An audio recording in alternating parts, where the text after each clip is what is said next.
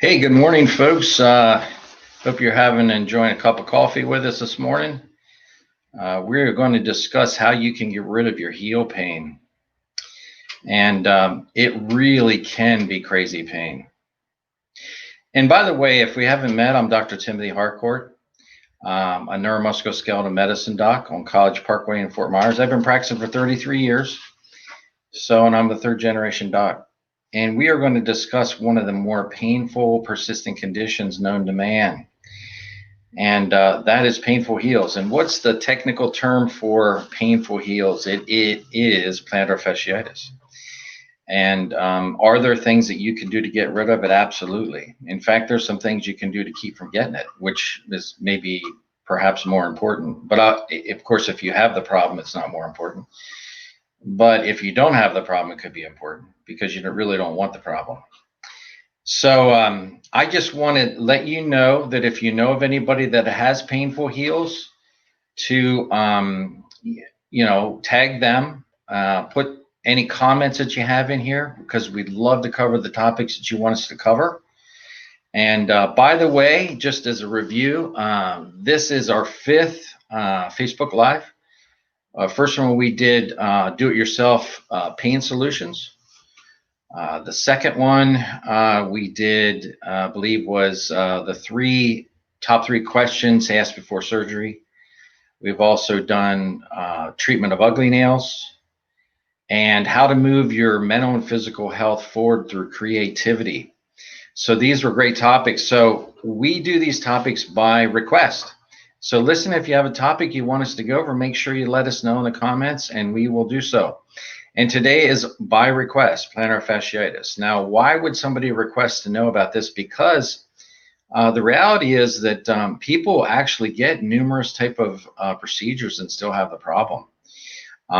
So what is it that you can do on your own to potentially get rid of this nasty pain in the heels? Okay, now typically by way of background, heel pain is usually on both sides. It hurts like crazy when you first get up out of the chair, or if you've been sleeping all night and the first 3 steps are killers. I mean, it's almost as if you feel like your foot's going to fall off. And it hurts on the bottom of the foot, on the very bottom, right at the back of the foot, on the big ball there, the calcaneus, where the fascia hooks into it. So that's actually where it hurts. And it hurts usually on both sides. And so we're going to discuss the ways in which you can treat this on your own, things that you can do to take care of it. So what's the first thing? Now, a lot of us have heard about social distancing. Okay. I'm going to suggest a social distancing between the bottom of your foot and your tile floor at home. Or maybe it's marble, or maybe it's concrete. But if you have a hard floor, you want to keep a separation between the bottom of your foot and that floor. So why would that be important? Because if you're traumatizing the bottom of your foot day in and day out by running around in your bare feet, it can irritate that insertion of the fascia into the anterior pole of the calcaneus in the front of that bone in the back of your foot. And that indeed can cause painful heels. So what are we talking about practically speaking? Flip-flops, sandals, Birkenstocks, Crocs, whatever you want to use to keep your foot cushioned so it's not getting directly traumatized on the floor. So that's the very first place you can start. And by the way, it's the most common reason people get painful heels or plantar fasciitis in Florida because the Florida houses generally have a lot of tile. So you just want to make sure you're wearing some sort of cushion between the bottom of your foot and your floors. So what's the second thing? The second thing is arches in your shoes. Well, you say, well, Doc, I already have arches in my shoes. Well, if they're good arches and a good manufacturer and you feel good about it and your foot feels good, then you might not need special arches. However, if you do have painful heels or you're feeling as though your heels are starting to hurt you, you may want to look into the arches. Now, there are very inexpensive arch solutions. You could go to Walmart. There's different places where you can get Dr. Scholl's and different things to insert those into your shoes. By the way, if you get new inserts, take your old ones out, because there won't be enough room inside your shoe, the shoe box. So make sure you take your old inserts out if you're going to put new ones in. So that is a good place to start. Now, why do arches help? Because the foot has an arch to it. If the arch collapses, it puts pressure on that fascia on the bottom of the foot hooking into the calcaneus. So that's why the longitudinal arch is so important. We actually have 3 arches in our feet. We have the longitudinal arch. We have one in the front of the foot, the metatarsals, and one in the back. But the one that's most people know about is the long one in the arch of the foot this way, longitudinally. Now, if you're having trouble with getting that to work, you may need custom-made orthotics. And we actually do custom-made orthotics here. We send them off to the lab. We actually have you step down inside of a mold and send that off and let them make them for your feet. So what's the next thing you can do? Next thing you can do is wear lace footwear. Now you're asking, why do I need to wear lace footwear? What's the importance of that? So the importance is that your foot is stabilized when you're walking, that it's not sloshing around inside of your shoe. Well, what kind of a shoe would let your foot slosh around inside of it? Well, the first thing is, say, like the rubber boots that you can get to go trout fishing or to muck out the stalls if you live on the farm. There's virtually no support whatsoever and no arch in those boots. And that's a great way to cause painful heels. Just wear those and then maybe have some animals that are tugging on you, flattening the bottom of your foot out at the same time. That's a recipe for getting painful heels. But if you have a good shoe that holds your foot down on top of the arch and doesn't allow your foot to move around a lot, there's less chance for irritation at the bottom of the foot in the insertion of the fascia into the calcaneus. Everybody got their coffee this morning? All right, sounds good. What are some other things you can do?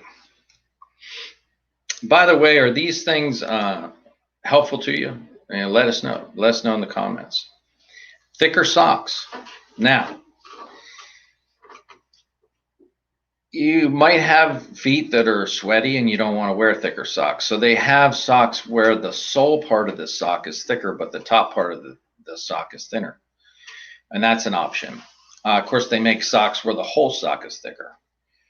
So anytime you can increase the cushion between the bottom of your foot and whatever surface you're walking on, it will reduce the irritation to the calcaneus and the insertion of the fascia. So I find personally that thick socks are wonderful, and the other thing they do is they help hold your foot in position in your shoe as well. So there's 2 benefits to that. Now, if you have tight shoes and you wear thicker socks, it's not going to work. And that brings up another point. We didn't really make it a topic, but your shoes need to fit properly. So if your shoe is too small, say lengthwise, and it's jamming your toes into the toe box and there's no room, that's not going to work either, because it changes the mechanics of the foot when you walk. If your shoe is too big and it's flopping around and your shoes just kind of swim around inside your foot, swim around inside your shoe, it will irritate the bottom of your foot. It needs to be a proper fitting shoe. The next thing,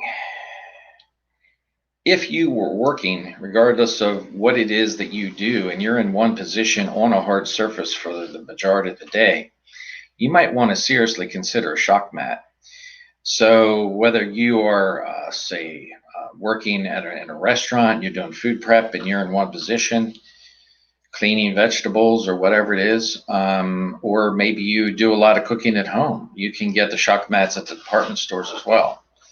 Cashiers, standing in one place pretty much all shift long. There's a lot of different working in the deli in one place. So it just depends on what you're doing. But shock mats can be very helpful as well. So the shock support doesn't necessarily have to be in your shoe. It can be below your shoe, between your shoe and the floor. Let's face it, if you're moving around like I am, a shock mat's not really going to work because you're just all over the place. Now, the point could be made that if you have control over what's on your floor where you're working, and you could put more cushion in that with a better foam backing or padding, then obviously that's something you'd want to do. And then one of the biggest ones I can say is to avoid going barefooted. You'll get away with it in the grass and in the sand and, you know, that type of thing. But on harsh surfaces, there's a really good chance you're going to have a problem with painful heels. So just avoid that at all costs, because that's actually the best way to cause this condition, is to run around in your bare feet without any support or any cushion. Frozen water bottle. What in the world, Doc? A frozen water bottle. So what you do is you take a water bottle and you take some of the water out and you put it in the freezer upright. And after 4 or 5 hours and it's frozen, you put it on the floor, and in the seated position, you gently roll your foot over the water bottle. Now, this is best towards the end of the day. So say you've been on your feet a lot. There's two benefits to this. You get a nice massage to the bottom of your foot, and you reduce the swelling in the fascia and the bottom of the foot. So that's something that you can easily do at home as well. This is one of the conditions that we get a lot of questions about because it is, like I said before, one of the more persistent conditions. The good news is there's a lot of things you can do about it, and there's a lot of things you can keep that you can do to keep from getting it. And of course, prevention is really where it's at with painful heels. And if you've never had painful heels, this won't resonate quite as much with you. But if you have them or you had them, it will definitely resonate with you, because you realize how much it actually hurts to have painful heels. So like I said before, if you have any additional topics, please let us know. Next week is on sciatica by request.